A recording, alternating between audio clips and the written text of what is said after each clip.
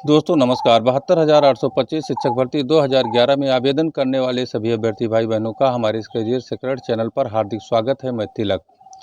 आज का जो वीडियो है वो 72,825 शिक्षक भर्ती 2011 की सब कैटेगरी 12,091 के जो सिंगल बेंच का ऑर्डर था उसके खिलाफ सरकार द्वारा स्पेशल अपील जो डबल बेंच में दायर की गई थी उसके 5वें दिन की सुनवाई पर आधारित है।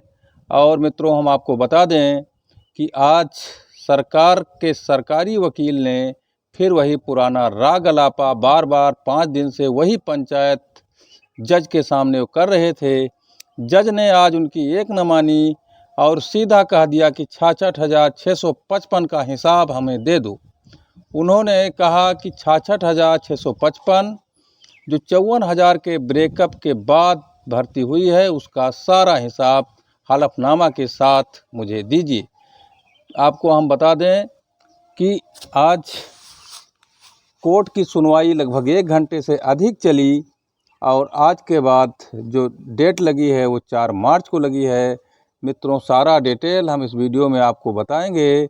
आप हमारे इस चैनल को अधिक से अधिक संख्या में सब्सक्राइब कर दीजिए, वीडियो में अंत तक बने रहिए। आज की सुनवाई के बाद वास्तव में जो पैरवीकार थे और याचीगण थे और उनके अधिवक्ता थे, कहीं ना कहीं वो जीतते हुए नज़र आ रहे हैं, क्योंकि उन्होंने विजुअल में और अपने फ़ोटो सेशन में विक्ट्री का साइन दिखाते हुए कोर्ट के बाहर फ़ोटो खिंचाया है। इसलिए आज की सुनवाई कहीं ना कहीं 12,091 के याचियों के पक्ष में मुड़ता मित्रों दिखाई दे रहा है। हम आपको बता दें कि जैसे ही कोर्ट शुरू हुई और अपना केस 12,091 का लगा, जज ने सरकारी वकील को बोलने का मौका दिया। क्योंकि सिंगल बेंच में अर्चना सिंह चौहान ने बार बार ये कहा था कि हमें नहीं सुना गया सिंगल बेंच में, तो इस बार अश्विनी कुमार मिश्रा की जो बेंच है और वो कोर्ट नंबर 40 पर बैठे हुए हैं, उन्होंने सरकार को पूरा मौका देते हुए और सरकारी वकील को अपना पक्ष लगातार 5वें दिन भी रखने को कहा।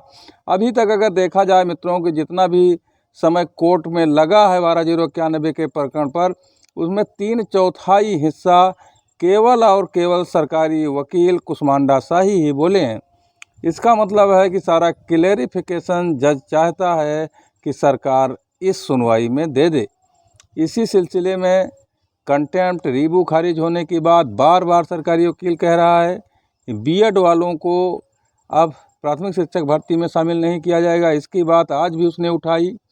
फिर उसने कहा कि इनका टेट 2011 का जो है पूरा का पूरा वैलिडिटी ही समाप्त हो गई है। इतना बड़ा सफ़ेद झूठ कोर्ट में बोला और फिर बताया कि कटाव में नहीं आ रहे हैं। इलाहाबाद जनपद की कटाव लेकर वो गया था और उसी मुद्दे पर बार बार बहस कर रहा था। मित्रों, अश्विनी कुमार मिश्रा ने इन बातों को सुनते हुए लगातार क्रॉस क्वेश्चन कर रहे थे और क्रॉस क्वेश्चन जज के साथ साथ याची पक्ष के वकील राधाकांत ओझा और अशोक खरे भी कर रहे थे। लास्ट में मैं आपको बता दूं कि सरकार का रवैया ठीक नहीं है मित्रों। वो बार बार झूठ बोल करके और कोर्ट को गुमराह कर रही है। लेकिन एक चीज़ और समझ से परे है कि जज सारा पटिशन का अध्ययन भी कर लिया है, उसके बावजूद सरकारी वकील को 6ठे दिन का भी समय दे दिया। ये थोड़ा सा समझ से परे है, क्योंकि आज ही डिसाइड कर देना था कोर्ट को केस को। और हम आपको बता दें कि जैसा कि जो अश्विनी कुमार मिश्रा हैं, उन्होंने कहा भी था कि हम जो है डिसाइड कर देंगे, लेकिन अश्विनी कुमार मिश्रा और रिजवी की बेंच ने आज भी कोर्ट केस को डिसाइड नहीं किया। अब समुद्र मंथन से ये क्या चाहते हैं कि निकल कर आए और सरकार कुछ लेकर आए, लेकिन सरकार ला नहीं पा रही है मित्रों। अगर हम 54,000 के ब्रेकअप की बात करें, 66,655 के हिसाब की बात करें, तो सिंगल बेंच में शमशेरी महोदय ने भी मांगा था अर्चना सिंह चौहान से, वो भी नहीं लेकर आ पाई थी। अब सारे मुद्दे खत्म हो चुके हैं, कुछ बचा नहीं है, केवल 66,655 का हिसाब इन्हें देना है और वो भी 54,000 और 66,655 के बीच का हिसाब देना है कि किन लोगों को आपने भर्ती कर लिया और कैसे सीटों को आपने पूरा किया। और 12,091 जो 66,655 का पार्ट था 54,000 के बाद, उसको आपने नियुक्ति क्यों नहीं दी।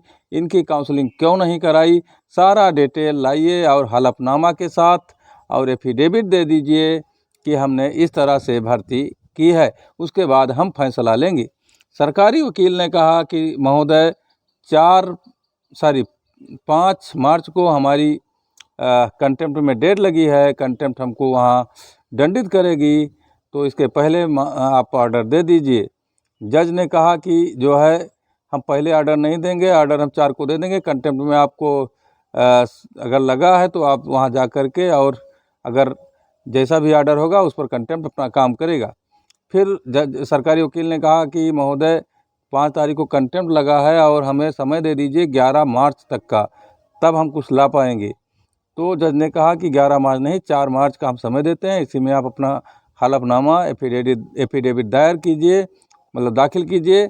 और साथ ही साथ उन्होंने कहा कि कंटेम्प्ट में अगर आपके पक्ष में ऑर्डर आता है तो आप कोई बात नहीं, अगर याचियों के पक्ष में आता है तो कंटेम्प्ट चलता रहेगा, कंटेम्प्ट की यहाँ कोई बात नहीं है।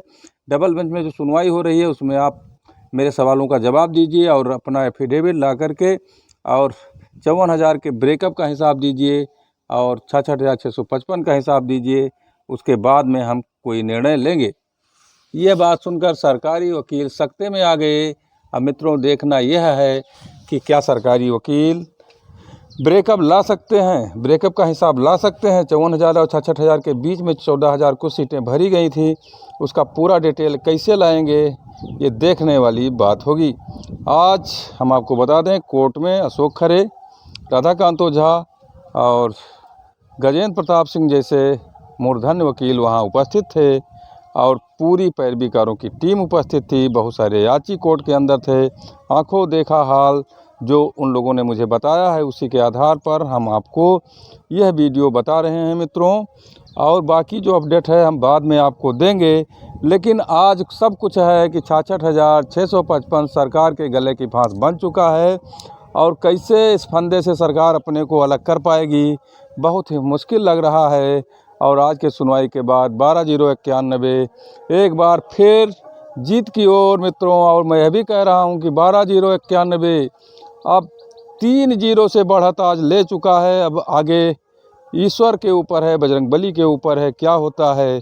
मुझे जो जानकारी थी मैंने आपको वीडियो में पूरी ईमानदारी से बता दिया है मित्रों, आज जो कोर्ट में हुआ है।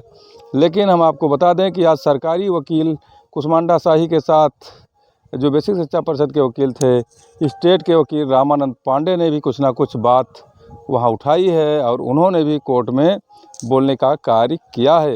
तो मित्रों, यह था आज के सुनवाई का अपडेट और फिर हम विवेचन शाम को एक वीडियो के साथ करेंगे। धन्यवाद।